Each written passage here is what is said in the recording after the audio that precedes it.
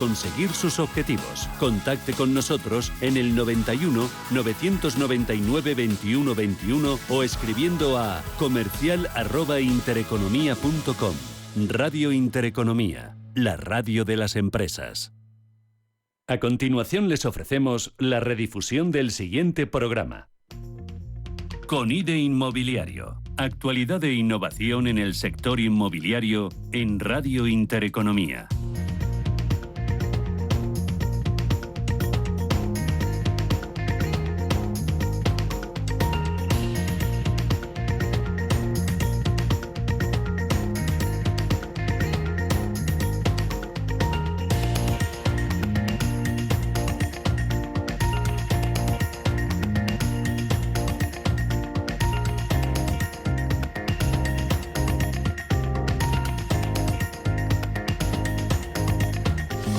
¿Qué tal? ¿Cómo están? Bienvenidos este miércoles a este programa Conide Inmobiliario, en una semana en la que tenemos muchos asuntos sobre la mesa. Nos hemos despertado esta mañana con varias noticias, entre ellas ese informe del Banco de España que alerta sobre varias cosas. Entre ellas pone ya en entredicho algunos de los efectos de la Ley de Vivienda.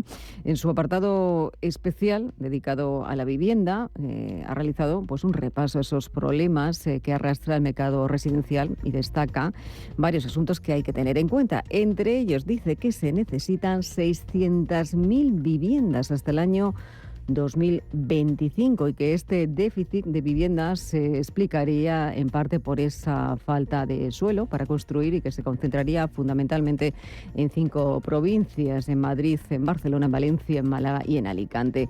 Aunque, eso sí, hay 4 millones de casas vacías, pero muchas de ellas no reúnen las condiciones necesarias para vivir o necesitan ser reformadas.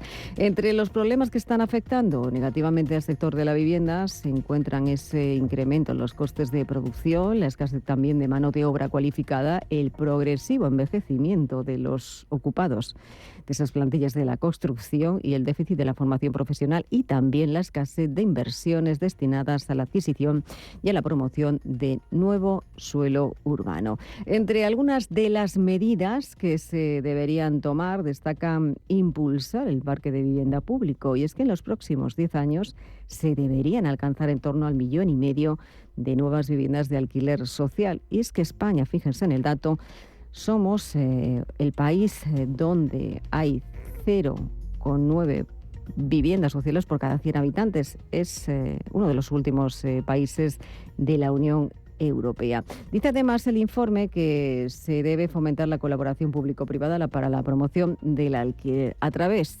de varias medidas que han sido aprobadas de apoyo al sector privado, como son esa cesión de suelo público, la concesión de avales de promoción de vivienda al alquiler y también las ayudas a la financiación para el desarrollo de esas viviendas. Pues ahí es nada, ojo. Pero también se hablaba precisamente del alquiler y dicen que esa limitación, esos efectos va a dañar a las rentas más bajas. Asegura que esa demanda de vivienda de los no residentes y el auge también del alquiler vacacional y de temporada están reduciendo la oferta de uso residencial en las grandes ciudades, y pide que no se apliquen limitaciones sin tener en cuenta cuáles son esos efectos sobre la actividad económica. Y es algo que ya sabíamos, pero ¿quién está dispuesto a regular estos efectos no deseados? Pues ya lo veremos. Por eso hoy vamos a analizar los efectos de esta limitación de precios con Alquiler Seguro, que hoy presentan además su primer barómetro de alquiler. No sabemos si van a incluir esos índices de referencia, pero enseguida nos lo van a contar. Y también hablamos de las posibles bajadas de tipos de interés, porque, por ejemplo, el retail sostiene la inversión, dice, del primer trimestre. Se ha convertido en protagonista y es lo que destaca el último informe sobre inversión de BNP Paribas Real Estate, sobre el que vamos a hablar. También protagonista esta semana en este programa, la madera. Abriremos nuestro espacio naturalmente tecnológicos con Lignum-Tech y celebramos un cumpleaños muy especial. 5 años del nacimiento de Urbanitae. Hacemos balance de estos 5 años y sabremos cómo lo celebran.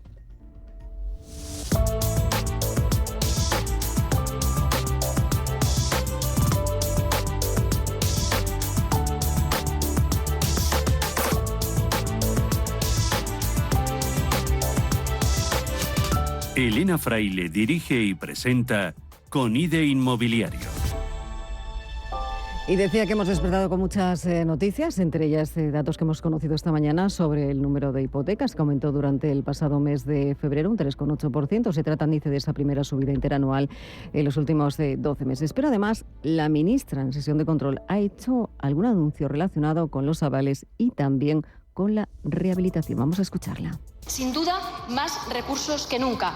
Pero además debería usted saber que lo estamos haciendo de la mano de las comunidades autónomas, en su mayoría gobernadas por ustedes. Hoy mismo, esta misma mañana, en unas horas, voy a firmar con la Comunidad de Madrid y la Comunidad de Castilla y León la rehabilitación de 1.000 viviendas, 14 millones de euros, que no son nada en comparación con los 5.500 millones de euros que hemos dejado de mano de las comunidades autónomas para rehabilitación y construcción de vivienda asequible. Vamos a generar vivienda en alquiler asequible. Se le olvida decir en el papel que lo hacen con la financiación del Gobierno de España.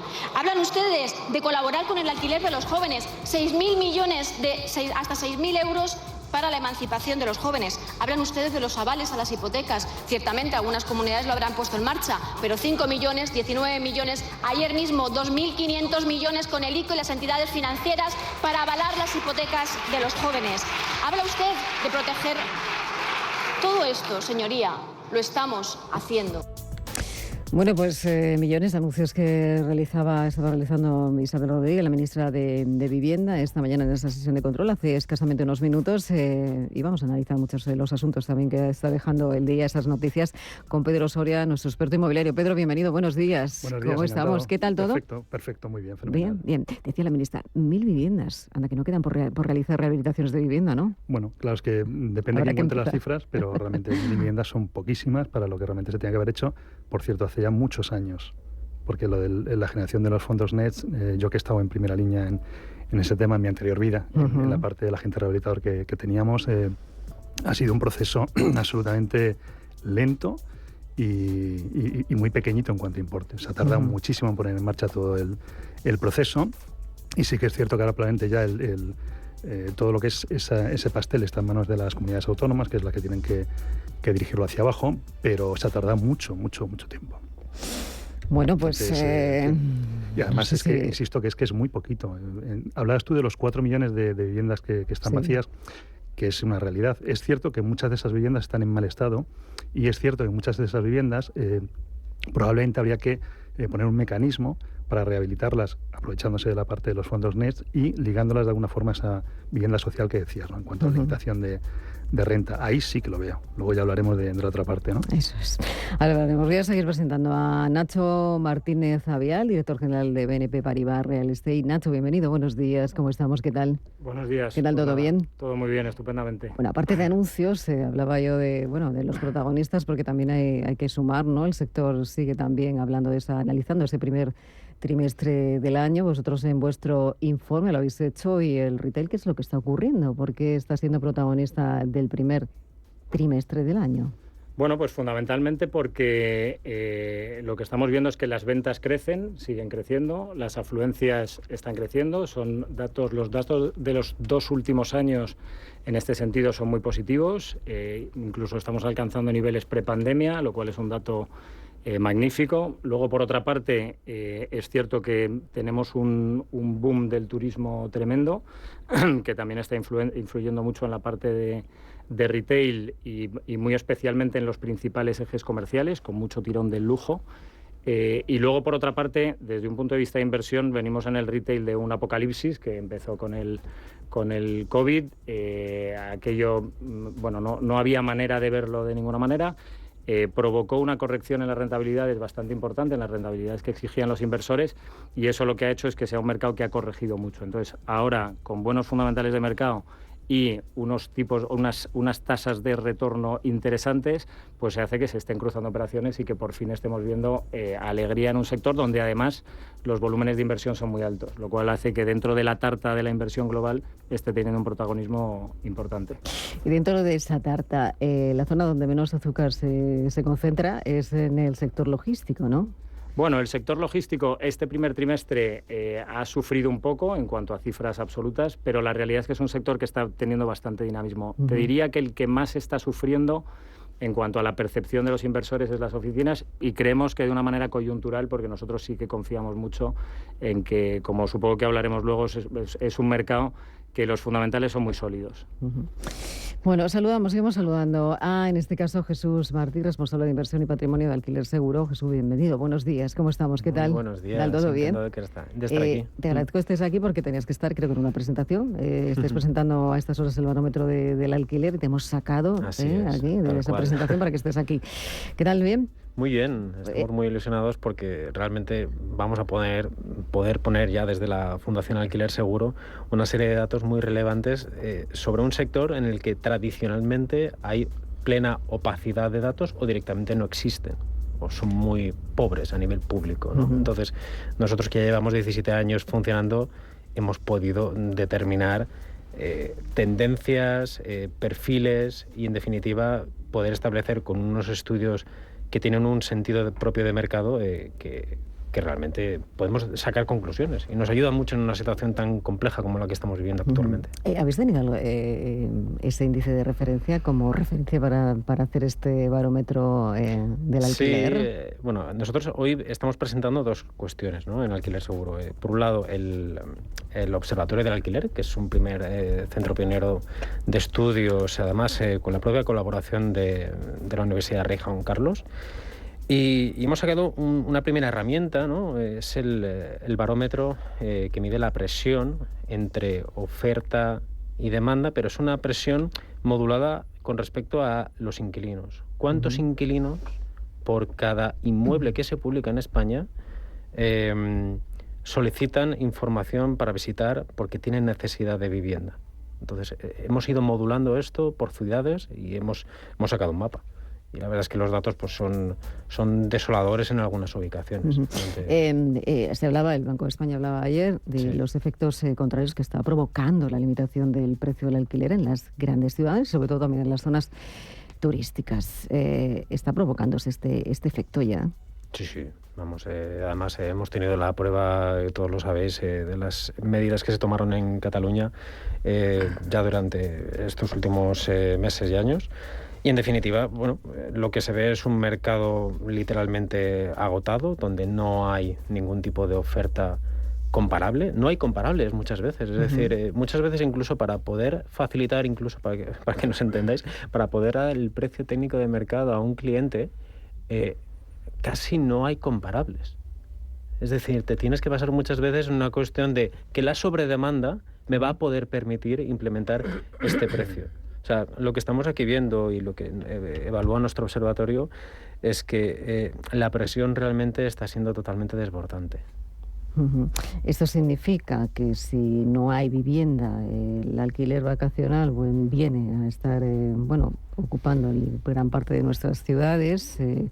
El efecto puede ser terrorífico, ¿no?, en los próximos años, si esto no se corrige o no se regula. Estamos realmente en una tormenta.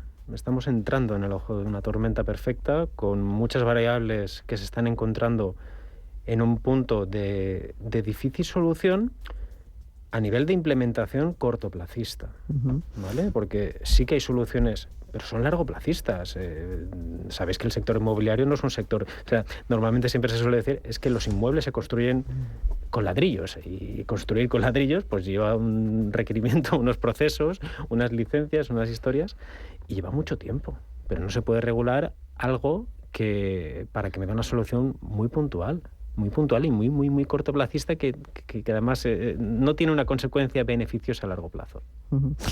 Y luego está la otra parte, luego está el problema en las comunidades de vecinos sobre la declaración de una vivienda de alquiler, que eso es uno de los temas de discusión en el último año, ¿no? Cómo se regula, cómo se aplica, cómo se puede limitar también, y es un problema. Bueno, me van a permitir que encienda una vela, ustedes no lo están viendo, aunque si nos están viendo por YouTube verán que estoy encendiendo una vela, una vela de cumpleaños, porque 5 años es lo que cumple Urbanitae, José María Gómez Acebo, director de clientes institucionales de Urbanitae. Muchísimas felicidades. Ay, muchísimas gracias. Me toca soplar ya, ¿no? ¿Vas a soplar la vela? Venga. Felicidades, Muchas de gracias. verdad, tenía, porque, oye, y fíjate que empezamos a hablar de Urbanitae hace tanto tiempo, decimos en el año casi 2017, yo creo recordarlo, las primeras veces que hablábamos sobre el crowdfunding en España, algo tan novedoso, tan nuevo, ¿no?, que llegaba y del que no sabíamos prácticamente nada, pero si hacemos balance, José María, de estos últimos años, de los 5 últimos años de Urbanitae, ¿cuál es el balance que hacemos? Bueno, no puede ser más positivo. Formalmente empezamos a invertir en 2019, que es cuando conseguimos la licencia, y desde entonces ha sido una aceptación tanto por parte de inversores como por parte de promotores espectacular. Empezamos pues con nuestros primeros pasos a pequeño promotor, atendiendo a inversores con un trato más personal, buscando gente que confiara más en nosotros casi que en el proyecto, pero ya el proyecto vuela solo, tenemos cada vez más promotores llamándonos a la puerta para ofrecer que les ayudemos a financiar sus operaciones. Hemos conseguido desarrollar áreas de inversión con estrategias de equity, con estrategias de deuda, con estrategias de renta. Y en general lo que estamos viendo es que el inversor le estamos solucionando un problema porque somos capaces de aportarle financiación en la forma y en la cantidad que él necesita. Y a los inversores le estamos dando una oportunidad de inversión muy rentable en un activo real, que es el activo inmobiliario. Y como hemos comentado en esta mesa, absolutamente necesario. O sea, en el fondo, la existencia de Urbanitae, nosotros somos conscientes de que está permitiendo crear un montón de vivienda nueva, que es precisamente lo que todo el mundo pone el énfasis en lo que falta, que es vivienda nueva en este país. Con las dificultades que hay. O sea, el problema es también que tenemos un shock ahora derivado por la subida de tipos de interés y la subida de costes de construcción, que hace que la vivienda nueva se haya encarecido. Y por tanto, necesitamos también que desde las administraciones, como sugiere el Banco de España, se reduzca un poco la presión fiscal. Porque lo cierto y verdad es que si los costes de construcción suben un 30% como han subido, el precio final de la vivienda va a subir en torno a un 15%. Y si los tipos de interés suben del 1 al 4% para la hipoteca, pues el valor de una hipoteca, por ejemplo, de 300.000 euros pasa de pagar en torno a 1.100 euros a pagar 1.600. Entonces, que al final todo eso tiene un impacto muy relevante sobre la demanda y tenemos que conseguir que ese esfuerzo que tienen que hacer los españoles para comprar su vivienda no sea inalcanzable. Y ahí la parte fiscal tiene un valor esencial. Evidentemente, la parte de tener suelo disponible lo es, y es una de las presiones que estamos haciendo, pero hay provincias donde por más que te ganen el suelo, es imposible promocionar vivienda nueva. Fíjate, es esto el gran problema, ¿no? Decíamos, también lo apunta el Banco de España, hay muchos asuntos sobre la mesa, pero yo quería hablar también, José María, de Urbanitae, porque claro, haciendo balance, decíamos, es que son 135 proyectos financiados, más de 250 millones invertidos, más de 38 millones devueltos. ¿Dónde está el secreto? El secreto es encontrar un sitio donde necesiten capital y ser muy profesionales a la hora de seleccionar los activos. Es decir, ya inicialmente teníamos muy claro que si el banco no financia suelo, alguien tiene que aportar esa financiación y nosotros estuvimos ahí para hacerlo. Si la financiación de construcción no siempre llega a todos los proyectos, tiene que haber alguien que sea capaz de aportarlo y estábamos nosotros, pero sobre todo que hay inversores que nos sigan y eso tiene mucho que ver con el rigor del análisis de las operaciones. Tenemos que ser capaces de acertar siempre, no el 90% de las veces, no el 95%, sino 100%, siempre. Porque no es como un fondo en el que hay 10 operaciones y si una sale mal, compensa a otras 9. Aquí cada proyecto tiene sus 1.000, 1.200 inversores, que para ellos es la inversión, puede ser la mayor inversión de su cartera. Y necesitamos que sea feliz, que esté tranquilo, y por eso le damos información cada mes de cómo va la operación, y que dé unos resultados lo más parecidos posibles a lo que anunciamos. Y con ese empeño ellos nos siguen y nos lo están demostrando y nos van siguiendo cada vez más y con más interés. Ahora además abrimos Portugal, que es un mercado que también ofrece oportunidades fantásticas. Queremos abrir Italia, queremos abrir Francia. El modelo funciona si hace las cosas bien y yo creo que ese ha sido nuestro gran objetivo. ¿Cómo se consigue entrar en otros países, José María? Decíamos Portugal, bueno, es una de las noticias de este año, apertura a Italia, apertura, no sé si países como Francia, Reino Unido, Alemania, tenéis previsto en el próximo año. ¿Estáis estudiando, barajando esa expansión internacional? Es cierto, sí, la de Portugal ya está, ya es un hecho. Yo creo que hoy abrimos el 4º proyecto en Portugal. Y además ha sido muy rápido. La verdad es que Portugal tiene cosas muy parecidas a España, tiene cosas que tienen menos desarrollo, en las cuales yo creo que nosotros además podemos ayudar a contribuir. Por ejemplo, las cantidades a cuenta de los compradores de las viviendas no están avaladas y nosotros pensamos que es algo que es sano y que tiene que implementarse y queremos empujar en esa línea. Pero hay muy buenas oportunidades y las hemos aprovechado. Y ahí la clave ha sido encontrar personas nacionales de ese país que lleven todavía el sector, conozcan muy bien la actividad y que nos ayuden a definir un producto que se adapte realmente a las necesidades de ese país. No se trata de entrar por entrar, hay que entrar con proyectos que funcionen y adaptándolo a lo que el mercado demanda en ese momento. ¿Qué está demandando el mercado en este momento? Pues también en otros países, residencial, obra nueva, sí, y obra nueva asequible para toda clase de familias. Al final no es solo un problema de España, creo que es un problema generalizado de todo el mundo occidental, la escasez de vivienda, y tenemos que ser capaces de producirla y fabricarla lo más rápido posible para que haya acceso real a todas las compradores, sea cual sea su nivel de rentas. Dentro del informe de BNP Paribas Real Estate también se habla del residencial, en el que ¿qué se dice, Nacho, sobre el sector residencial? ¿Qué es lo que está ocurriendo? Porque la inversión está funcionando, se está viendo, no sé si decirte, un buen año para el 2023, para ese primer trimestre de año, que si todo acompaña, unido a esa supuesta bajada anunciada de los tipos de interés, acompañará durante el segundo semestre del año. Pues sí, el sector residencial está tirando, ya el año pasado fue el sector tremendamente fuerte. Este año sigue habiendo muy buenas perspectivas y hay mucho movimiento del mercado en esa línea. Fundamentalmente, bueno, por lo que venimos hablando desde el principio de la conversación, estamos en un segmento donde hay una gran presión de la demanda y donde hay muy poca oferta. Entonces, el inversor institucional en un mercado que el alquiler se está institucionalizando en España, pues ve un gran atractivo para entrar y para seguir haciendo vivienda en alquiler, digamos, profesionalizadamente, para satisfacer esas necesidades. Entonces, nosotros seguimos viendo que el residencial en España tiene un potencial de crecimiento tremendo, que ya es una realidad, y lógicamente ese dinero institucional internacional está viendo España como un país muy atractivo. Piensa que Madrid, Barcelona y Valencia son ciudades que están copando gran parte de esa inversión institucional y donde seguimos con muy buenos fundamentales porque las rentas siguen creciendo y eso desde el punto de vista de inversor, pues lógicamente tiene mucho atractivo.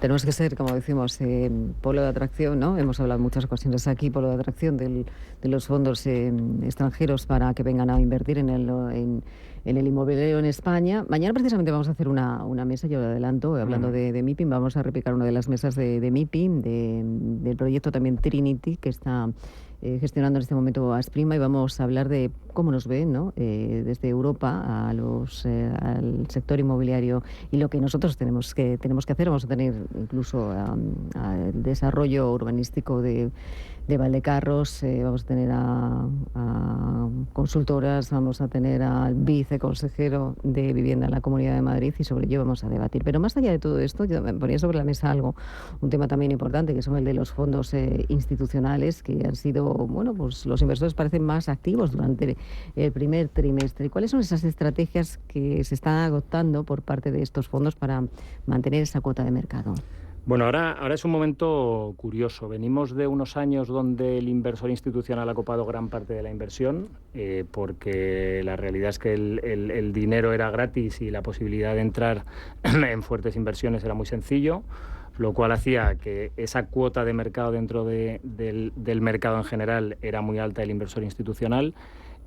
Ahora, los últimos años, con la subida de tipos, esto se ha corregido y el inversor institucional ha ido bajando, fundamentalmente porque el coste de la financiación hace inviable cierto tipo de operaciones, ¿no? Eso, de hecho, ha provocado que sea el inversor privado el que coja más peso. ¿Qué es lo que ocurre? Que ahora, ante la expectativa de la bajada de tipos, que ya se está empezando a descontar, empieza a haber mucho más movimiento de estos inversores, lógicamente según en qué mercados, a precios más o menos corregidos, pero lógicamente el institucional estará de vuelta muy pronto.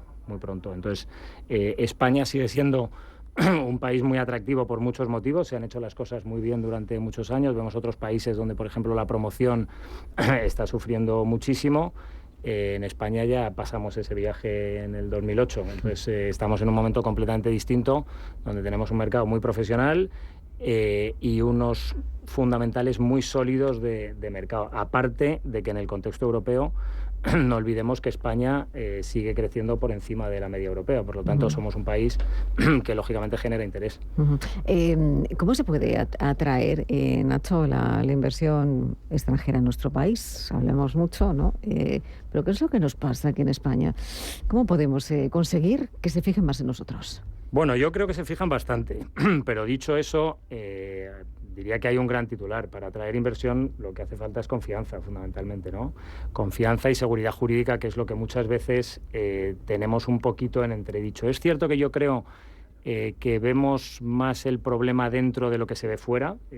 Yo creo que fuera se nos percibe mejor en ese sentido, pero la realidad es que cuando un inversor institucional entra en operaciones complejas y empieza a ver tanta diversidad de normativas, tanta complejidad administrativa para hacer ciertas cosas, pues lógicamente echa un poco para atrás. Entonces, fundamentalmente hay que ganar en confianza y hay que vender la solidez de nuestro mercado en muchos sentidos, en los motivos que hacen que nuestra demanda sea fuerte en uno y en otros segmentos. Antes hablábamos del retail, el consumo está tirando, el crecimiento económico de España, como decía antes, es mayor que el resto.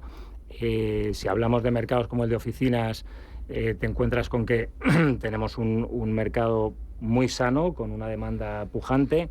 Por lo tanto, al final es poner en valor las diferencias positivas que tenemos en España y tratar de minimizar la desconfianza que se puede provocar por cierta inseguridad jurídica o por cierta diversidad de normativas según en dónde te encuentres. Nacho, también te quería preguntar por los family office, ¿no? El papel que juegan, de lo que tanto hemos hablado en los últimos años. ¿Qué papel están jugando dentro del actual mercado inmobiliario? Pues vamos a ver, el family office tradicionalmente le gusta el inmobiliario. Y el inmobiliario le gusta por muchos motivos. Primero, porque es un activo muy tangible y eso, pues lógicamente, es atractivo cuando se habla de inversiones, entre comillas, más personales. Luego tenemos la protección contra la inflación, que en un momento como este también es muy importante comparativamente con otras alternativas de inversión. Y la realidad es que están jugando un papel muy relevante ahora, porque venimos de unos años donde no podían competir. Antes hablábamos de inversión institucional, había muchísimo dinero institucional compitiendo para comprar cualquier activo. En el momento en que ese dinero institucional se ha tenido que retirar un poco por la dificultad de acceso a la financiación, estos family offices, cada vez más profesionales y con menos necesidad de financiación, se convierten en un actor muy relevante y tienen oportunidad de comprar lo que antes no podían, porque es que no podían competir en los procesos. Entonces, bueno, en ese sentido, ahora mismo están muy activos, van a seguir estándolo. El ticket medio por operación sigue subiendo. También tenemos, como decía antes, estructuras cada vez más profesionales y son un player que, lógicamente, va a seguir teniendo un peso en el mercado. En el momento en que esto se dé la vuelta y bajen mucho más los tipos, pues lógicamente veremos cómo se ven otra vez, en cierto modo, algo desplazados por el inversor institucional. Pero bueno, para eso tendremos que esperar un poco, ¿no? Tendremos que esperar un poco, pero bueno, nosotros seguimos pensando que a pesar de las últimas reuniones de la Reserva Federal Americana y del Banco Central Europeo, que enfriaron, sobre todo la Reserva Federal, enfrió un poco la perspectiva de bajada de tipos, el BCE sigue teniendo la necesidad, y nosotros somos firmes creyentes de que se van a bajar los tipos en junio, una primera bajada. Es verdad que hace unos meses, en el mes de octubre, noviembre, podíamos pensar o se pensaba que iba a haber 4 bajadas de tipos este año. Ya no estamos en 4, estamos en menos.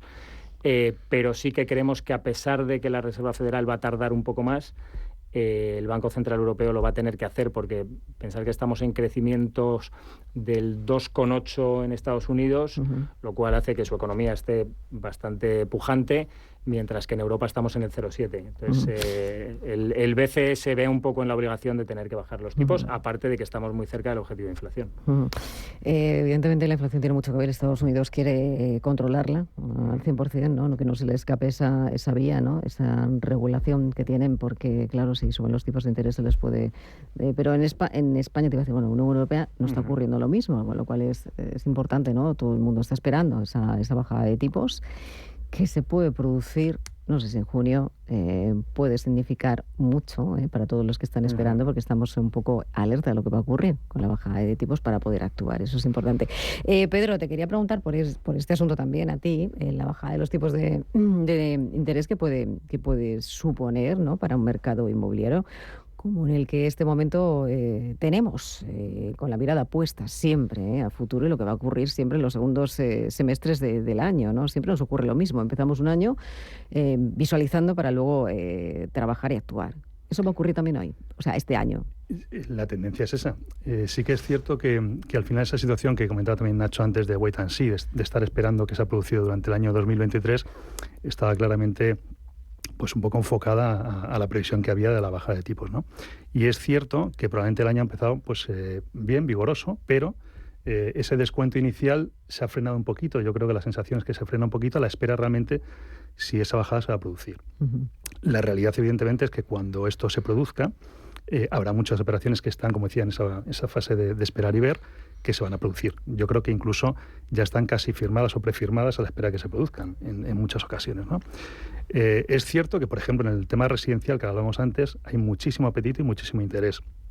Aquí lo que hay que ver ahora es si tenemos capacidad luego para producir, porque evidentemente estamos en una situación, antes hablabas de la parte de necesidad de viviendas, de esas 600.000, estamos en un ratio de producción de 80 a 90.000 viviendas al año, ¿no?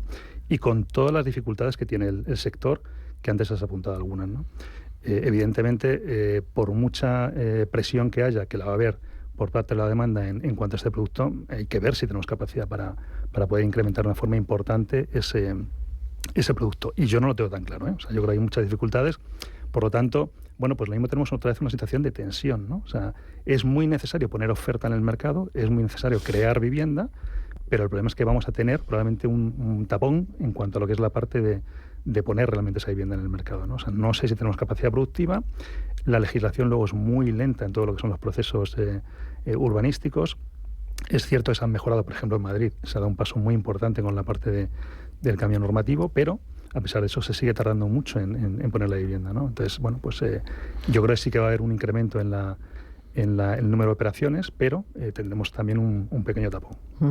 Y a la espera de lo que decía también Banco de España, ¿no?, de lo que hablamos siempre, de esa colaboración público-privada tan importante que avanza pero también retrocede. Avanzamos y retrocedemos. Estamos en constante acelerón y desaceleración. Ponemos el pie en el acelerador para volverlo a soltar. Bueno, yo creo que es un proceso que no tiene vuelta atrás. O sea, eso realmente lo que es la parte de colaboración público-privada es la salida que hay para poder dotar de vivienda asequible y sobre todo en el tramo este que estamos hablando de vivienda social, ¿no? Hay que distinguir muy bien lo que es el mercado libre, lo que es esa vivienda asequible y sobre todo lo que es la vivienda social, ¿no? Uh-huh. La única forma de poder poner vivienda social en el mercado es a base de este tipo de proyectos. El Estado no tiene capacidad de producir vivienda. De hecho, como decías, el porcentaje de vivienda social es bajísimo, muy bajo frente a la media de Europa, y habría que poner muchísima vivienda en el mercado. Estos procesos solo pueden ir de la mano del privado, y evidentemente a través de la colaboración pública-privada. Para que esto se produzca, evidentemente tienen que salir los números. Y todavía estamos en una posición en la que, con el tipo de interés que hay ahora mismo, esa parte provocada por el efecto de la inflación, todavía los números salen a duras penas, ¿no? Por lo tanto, va a ser también una situación complicada. Evidentemente, como comentábamos, la idea o la tendencia es que esa bajada de tipos ayude a poder desbloquear este tipo de proyectos, ¿no? Uh-huh. Pero es la única forma de poder construir vivienda social. Que estábamos además muy en desventaja con otros países de la Unión Europea. Estamos casi en el último lugar. Sí. Estamos en torno a, no sé si se ha corregido el dato, en torno a un 0,9% de viviendas sociales por cada 100 habitantes en España. En la Unión Europea esto no ocurre. Esto no está ocurriendo, pero para eso necesitamos, como decías tú, financiación, necesitamos dinero, necesitamos esa inversión que nos esté mirando desde fuera para poder atraerla, y necesitamos muchas cosas más. Y luego, en la situación en la que nos encontramos, que yo no sé si es... Claro, limitamos el precio del alquiler, ¿no? Claro, en las ciudades. El alquiler vacacional sigue sumando. El alquiler social se necesita... Claro, ¿qué es lo que está pasando? ¿Qué es lo que va a pasar? Porque esa descompensación en las ciudades no se puede compensar solo con el alquiler social. Va a ser un problema. Está habiendo un trasvase clarísimo de todo lo que sea el alquiler tradicional, de entre el que está evidentemente el social y el asequible, a este uso de vivienda turística, a los apartamentos. Es clarísimo. O incluso al alquiler temporal. ¿Qué pasa? Pues que las corporaciones locales se están encontrando con un verdadero problema. Yo el otro día estaba analizando un activo que me encargaron en Toledo, en el casco histórico, y evidentemente lo primero que ha hecho el ayuntamiento es suspender la licencia para apartamentos turísticos. Está analizando la normativa y la va a modificar, evidentemente subiendo mucho el nivel de requisitos. ¿Por qué? Porque al final está habiendo una aluvión realmente de vivienda dirigida al mercado de los apartamentos turísticos y la fuga de todo lo que es la parte del casco histórico de vivienda tradicional.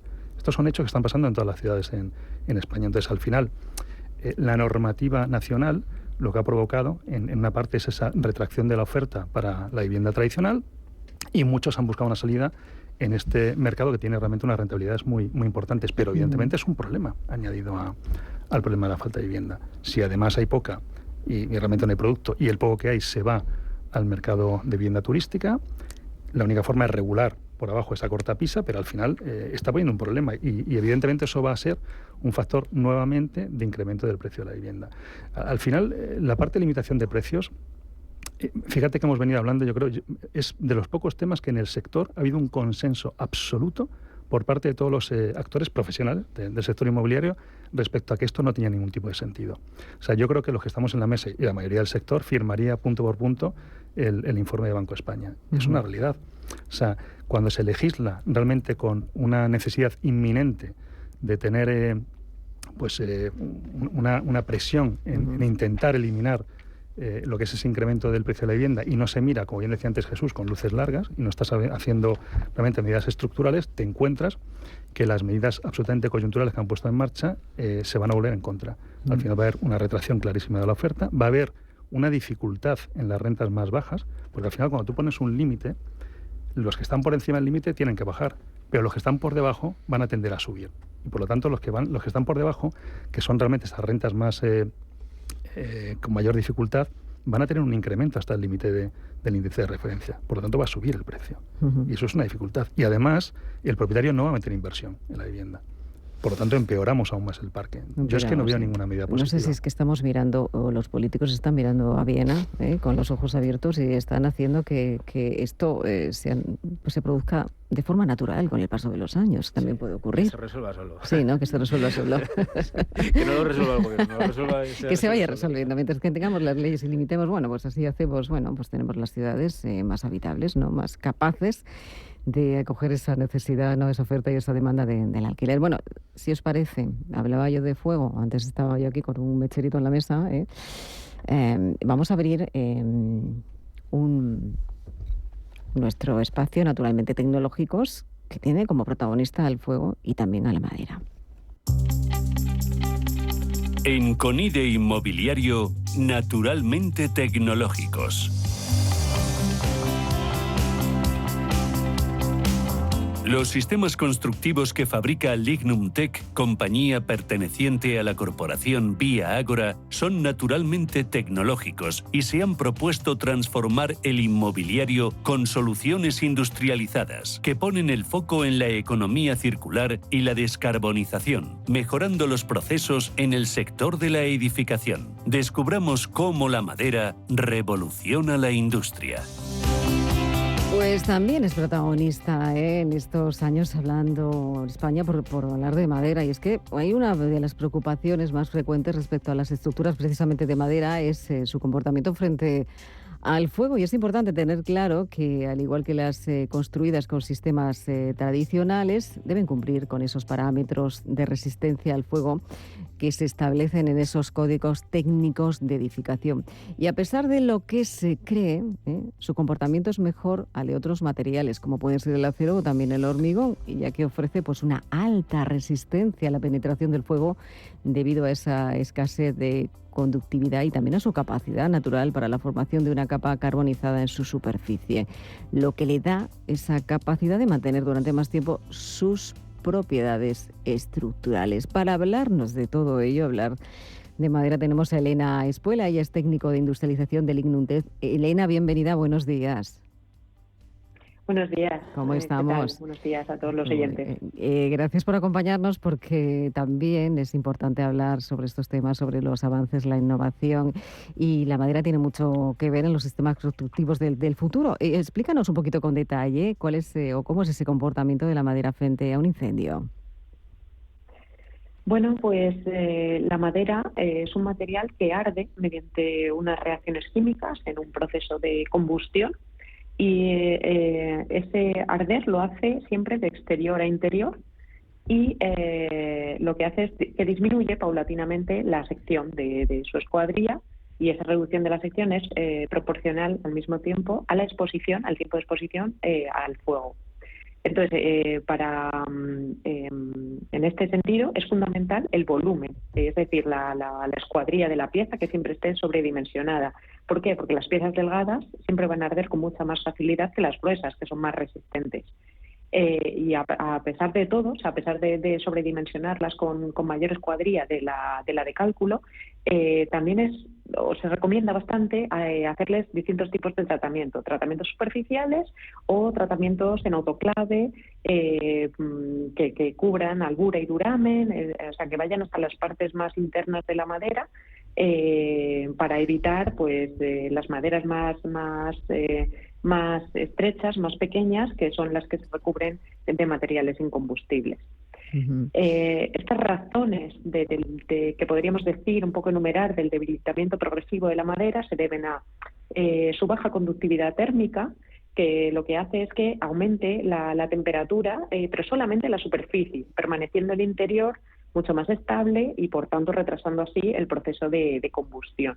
Uh-huh. Por otro lado, ese primer arder que tiene la madera en esa capa superficial provoca una carbonización generalizada de la superficie del mismo espesor, y esa misma carbonización no solamente impide la salida de gases, sino que impide la penetración del calor hacia el interior de la escuadrilla. Entonces se retrasa todo este proceso de combustión y queda protegido el interior por toda esa capa superficial carbonizada. Uh-huh. Y bueno, pues también comentar que al ser despreciable su dilatación térmica, pues hace que no se desestabilice la estructura, la pieza estructural de madera, y no se deforma. Uh-huh. Elena, son un poco las características. Sí. Elena, ¿por qué existe, no sé si tanto desconocimiento con este material que, bueno, en la construcción se ha utilizado históricamente hablando? Yo no sé también si se debería incluirse, ¿no?, en esos programas de formación de las carreras técnicas. Sí, hay en general... siempre ha habido una falta de especialización por parte de todos los profesionales intervinientes en el proceso de construcción, unido a que, bueno, la madera ha sido un material bastante denostado por considerarse poco tecnificado y tener una escasa aceptación. Si bien ha sido un material que ha estado presente en la edificación durante muchos siglos, ha quedado muy relegada frente a otros materiales, como puede ser el hormigón o el acero. Y ahora, sin embargo, en el siglo XXI, pues vuelve a ganar protagonismo frente a esa necesidad que tenemos imperiosa de hacer nuestro parque inmobiliario mucho más sostenible y eficiente. Uh-huh. Pero sí que es cierto que existe, pues sí, una percepción generalizada, ¿no?, de que la madera pues es como una solución habitacional transitoria, que está construida con materiales de menos calidad, que lleva a atribuirle, lógicamente, pues menos seguridad, menos durabilidad y también, como no, menos estatus en comparación con otras viviendas construidas pues con materiales de cerámicos, albañilería u hormigón. Uh-huh. Entonces, claro, esta percepción no solamente es de lo que es la vida urbana, ¿no?, de las personas a pie de calle, sino que también es una percepción que se encuentra instalada pues en empresas inmobiliarias, en entidades bancarias, aseguradoras, las cuales consideran que estas construcciones en madera son edificaciones de baja tasación comercial y además de mucho más alto riesgo para ser aseguradas. Uh-huh. Y bueno, pues esto es al final es producto de una desinformación muy importante de todos los actores intervinientes en el proceso edificatorio, y evidencia pues un desconocimiento técnico sobre las características y todos los beneficios que tiene construir con madera, que tiene unos altos estándares de bienestar habitacional y un confort térmico para los moradores, así como el buen comportamiento frente al fuego, su vida útil y la construcción sobre todo de los estándares de sustentabilidad y de eficiencia energética que se buscan hoy día. Si es que lo tiene todo la madera, te voy a decir. No sé si la madera es el material del siglo XXI, va a ser el material del siglo XXI en la construcción. Elena. Pues creemos que sí, vamos, la madera ha venido para quedarse y si bien no es un material que tenemos que entender como que puede hacerlo por sí solo, desde luego hay que entender siempre una hibridación de materiales. Hay que apoyarse en los puntos fuertes de todos los materiales que tenemos a nuestra disposición y emplearlos, pero siempre de forma hibridada. Utilizando sus características, bien sea por comportamiento al fuego, por sustentabilidad, por resistencia, por durabilidad, por comportamiento acústico, hídrico, etcétera, y siempre hay que entender una hibridación de materiales. Siempre, no tomar como un material puede resolver todos los problemas que tenemos en la edificación, ¿no? Todos los problemas que puede tener a nivel de patología o a nivel de eficiencia energética. Elena, habéis hecho dentro de la compañía de Lignum-Tech una gran apuesta importante, sobre todo por los baños industrializados, ¿no? En los que se emplea también la madera. ¿Qué características tienen este tipo de baños? Bueno, pues a las características ya comentadas de la madera, lo que nos aporta construir con este material es muchas ventajas a nivel de control de costes a largo plazo, a nivel del tiempo de ejecución, de esa supervisión y ejecución de los trabajos que se llevan a cabo en un entorno controlado, en una fábrica, a esa seguridad. Luego tiene otra característica muy importante que es prácticamente la inexistencia de una postventa y de el solapamiento de otros trabajos. Así como que debemos incluir los trabajos propios de la madera y todo esto pues nos permite certificar la obra y el sistema constructivo ante estándares medioambientales mucho más exigentes. Aparte de la sostenibilidad, el control de la huella hídrica y de carbono, al final te permite posicionarte mejor frente a los nuevos requerimientos de estándares de eficiencia y sostenibilidad. Y lo siguiente, ¿qué será, Elena? Nos queda poco tiempo. ¿Qué va a ser lo siguiente dentro de la compañía? Bueno, nos encontramos inmersos en nuevas líneas de negocio, además de terminar de desarrollar y explotar las que ya tenemos en marcha. En cuanto a fachadas, tenemos diferentes tipologías en marcha y estamos perfeccionando las ya existentes, que son Aventilada y Ethics, tanto en obra nueva además como en rehabilitación. En lo referente a los baños, pues tenemos la reciente salida de los baños con estructura de madera. Y en ambos sistemas seguimos con un proceso de redefinición, de innovación, de optimización de tiempos y de procesos de fabricación y montaje, siempre de forma continua. Y bueno, pues por supuesto no dejamos de innovar en nuevos sistemas y nos encontramos hibridando materiales para desarrollo de otras unidades, componentes dentro del proceso constructivo residencial, que unidos a otros sistemas que ya tenemos, pues van a hacer la oferta de cara a los próximos años dentro del sector inmobiliario. Es que es una de las grandes apuestas. Pedro, ¿la madera es una de las grandes apuestas? Me queda muy poquito tiempo. Yo creo que sí. ¿Sí? Seguro que sí. Además acorta periodos de construcción, con lo cual ayuda. También, ayuda. Nacho. Sin duda. Sin duda. Jesús. A mí sí me gusta. ¿Te gusta? Es mucho más cálido, es que es más sostenible, ¿no? Tenemos que apostar por la madera así, ¿no? Oye, os agradezco de verdad que hayáis estado, nos queda nada de tiempo, pero sí despediros. Pedro Soria, muchísimas gracias. Nacho Martínez, Avial, gracias. Jesús Martí, que vaya bien la presentación, ya nos contaréis. Ahora continuamos. Eso es, y José María Gómez Acebo, que lo celebréis como se merece, ¿eh? Que hoy hay fiesta. Hoy hay fiesta. Hay fiesta, ¿eh? Ya nos lo contarán. Claro que sí. Gracias.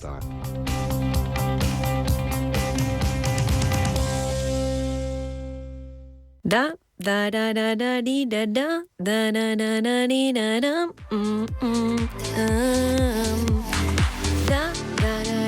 Hay un nuevo estado de ánimo. Es eso que sientes cuando te hacen tu día a día más fácil. Ese tarareo que te sale sin pensar cuando todo está controlado. En el Santander lo llamamos bienestando.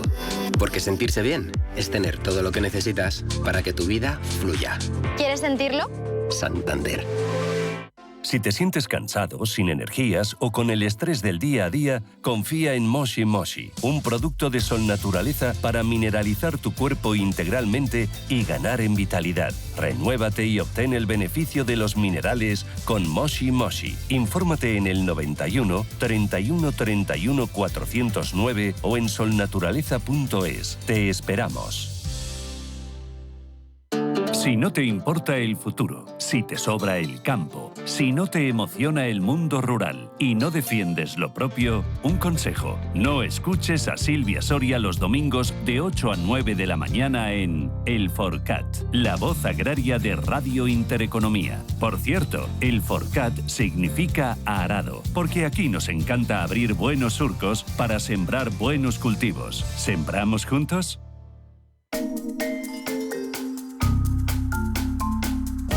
La Bolsa de Londres y nuestro propio IBEX 35 son grandes mercados, pero otro nivel es el de la Bolsa de Nueva York, el famoso New York Stock Exchange de Estados Unidos, así que vamos a hablar sobre algunos datos curiosos de los mercados norteamericanos. ¿Cuántos te sabes?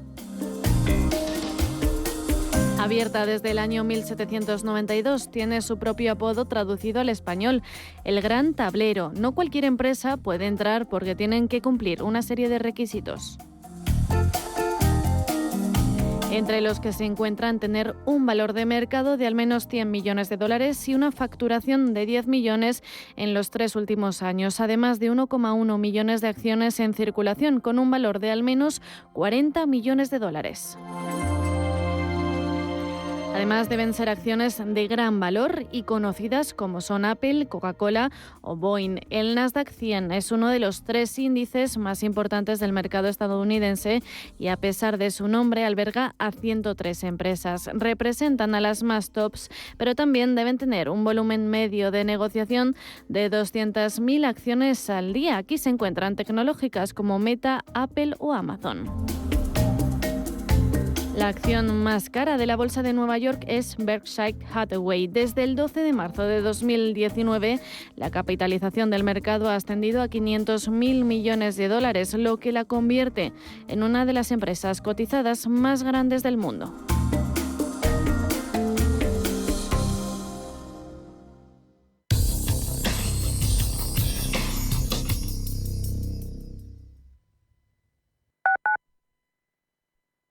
¿Estás completamente seguro de que la rentabilidad de tus planes de pensiones es la mejor que puedes obtener? Si tu gestor solo te ofrece los planes de su banco, estás perdiendo oportunidades y, lo que es peor, años de rentabilidad para ti. En Velaria Inversores estamos a tu servicio, no al del banco. Trabajamos con 180 planes de pensiones de las entidades más punteras de España y de ellos solo te ofrecemos los de mayores perspectivas de rentabilidad, sin ningún coste para ti. Si quieres más rentabilidad, visita velariainversores.com. Inversiones inmobiliarias Grupos Eneas, cesiones de créditos, inmuebles en rentabilidad, compra, reforma y venta, rentabilidades hasta el 12%. Infórmese en el 91 639 0347 o en info@eneas.com. Inversiones inmobiliarias Grupos Eneas. Si eres un family office, un inversor institucional y quieres invertir, Sirena Invest es tu aliado. Sirena Invest es una promotora inmobiliaria con más de 15 años de experiencia en el sector inmobiliario polaco que ofrece invertir en una de las economías más pujantes y rentables del mundo, Polonia. Recuerda, sirenainvest.com.